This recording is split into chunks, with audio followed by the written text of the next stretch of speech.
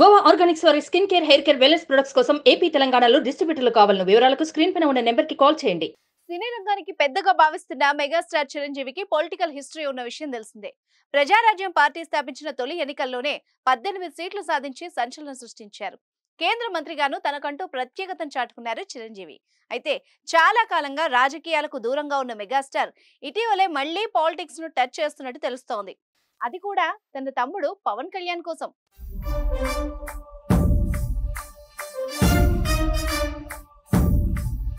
కొడుదల పవన్ కళ్యాణ్ అమ్మ కడుపున ఆఖరివాడిగా పుట్టిన అందరికీ మంచి చేయాలి, మేలు జరగాలి అనే విషయంలో ముందువాడుగా ఉంటాడు.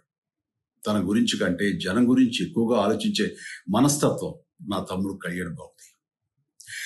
ఎవరైనా అధికారంలోకి వచ్చాక ప్రజలకు ఏదైనా చేయాలనుకుంటారు. కానీ కళ్యాణ్ తన సొంత సంపాదనని కౌలు రైతులు కన్నీళ్లు తుడిచేందుకు ఖర్చు పెట్టడం, సరిహద్దు దగ్గర ప్రాణాలొడ్డి పోరాడే జవాన్ కోసం పెద్ద మొత్తం అందివ్వటం, అలాగే మత్స్యకారులు ఇంకా ఎందరికో తాను చేసిన సహాయం చూస్తుంటే ఇలాంటి నాయకుడు కదా జనానికి కావాల్సింది అనిపిస్తుంది. ఒక రకంగా చెప్పాలంటే సినిమాలోకి తను బలవంతంగా వచ్చాడు, రాజకీయాలు మాత్రం ఇష్టంతోనే వచ్చాడు. ఏ తల్లికైనా తన కొడుకు కష్టపడుతుంటే గుండె తరుక్కుపోతుంది. అలాగే ఏ అన్నకైనా తన తమ్ముడు అనవసరంగా మాటలు పడుతుంటే బాధ వేస్తుంది.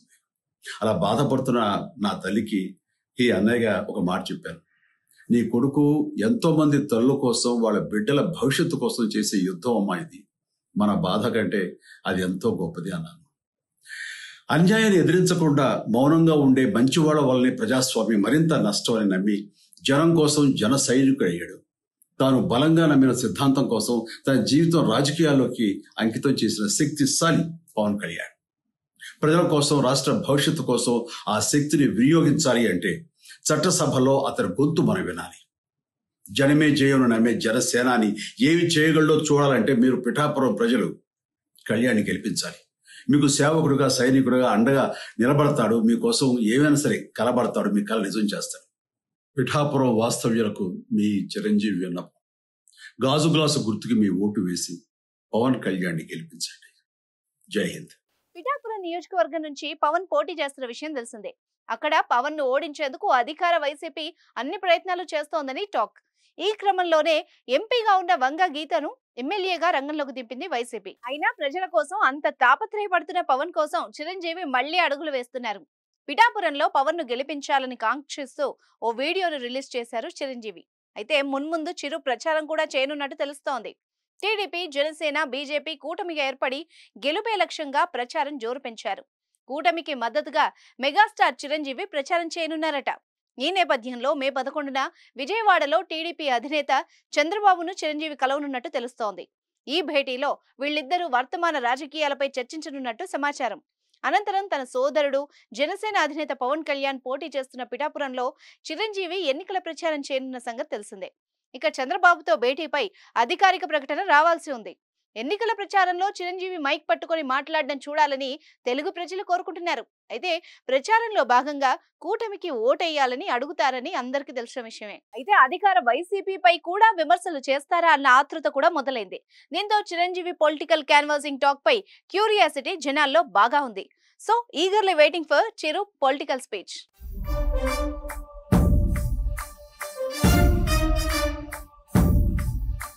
రాజకీయాల గురించి ప్రస్తావించడం అనేది చాలా సంవత్సరాల తర్వాత మళ్ళీ ఇదిగో ఇప్పుడే జరుగుతుంది. దానికి ప్రధానమైన కారణం తమ్ముడు పవన్ కళ్యాణ్, అలాగే చంద్రబాబు నాయుడు గారు తెలుగుదేశం నుంచి, బీజేపీ నాయకత్వం వీళ్ళందరూ ఒక కూటమిగా ఏర్పడ్డారు. అది చాలా సంతోషం, మంచి పరిణామం. ఈ సందర్భంగా మరీ ముఖ్యంగా ఈ రోజున నేను ఇట్లాగా మాట్లాడడానికి ప్రధానమైన కారణం నా మిత్రుడు, చిరకాల మిత్రుడు సీఎం రమేష్, అట్లాగే పంచగల్ రమేష్ రాజకీయంగా అరంగేట్రం చేసింది నా బ్లెస్సింగ్స్ తోటి. అది తను ఆ రోజు నుంచి ఈ రోజు వరకు కూడాను ఎక్కడున్నా నా దీంట్లోనే ఉంటుంటాడు. అలాంటి పంచగల్ రమేష్ అండ్ సీఎం రమేష్ గారు వీరు నాకు కావలసిన వాళ్ళు ఇద్దరు కూడాను అనకాపల్లి కాన్స్టిట్యున్సీ లో ఎంపీ క్యాండిడేట్ గా, అలాగే పెందుర్తి ఎమ్మెల్యే క్యాండిడేట్ గా వీరు నిలబడటం అన్నది నాకు చాలా సంతోషంగా ఉంది. ఎందుకంటే ఇద్దరు చాలా మంచి వాళ్లే కాకుండా సమర్థవంతులు, ఇలాంటి వాళ్ళు అలాంటి కాన్స్టిట్యున్సీకి దాని అభివృద్ధికి ఎంతగానో దోహదపడతారు అనే నమ్మకం నాకు చాలా ప్రగాఢంగా ఉంది. ముఖ్యంగా సీఎం రమేష్ గారికి కేంద్రంతో ఉన్నటువంటి సంబంధాలు, అనుబంధం ఇది మరీ మరీ ప్రత్యేకం. నాకు అది ఎప్పటి నుంచో తెలుసు. వారి గురించి నేను వింటూనే ఉన్నాను, చూస్తూనే ఉన్నాను.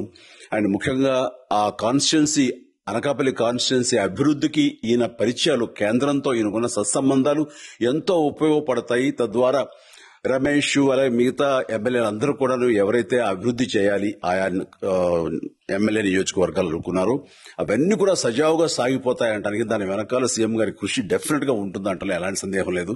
అండ్ వీరి నాయకత్వంలో మిగతా వాళ్ళ ఎమ్మెల్యేలు అందరూ కూడాను కలిసికట్టుగా అనకాపల్లి అభివృద్ధికి ఎంతగానో దోహదపడతారు అండ్ రిజల్ట్ చూపిస్తారన్న ప్రగాఢ విశ్వాసం ఉంది. కాబట్టి వీళ్ళిద్దరి గురించి ఈరోజు ప్రస్తావిస్తున్నాను. సుమన్ టీవీలో మీ పర్సనల్ అండ్ బిజినెస్ ప్రమోషన్స్ కోసం కింది నెంబర్కి కాంటాక్ట్ చేయండి.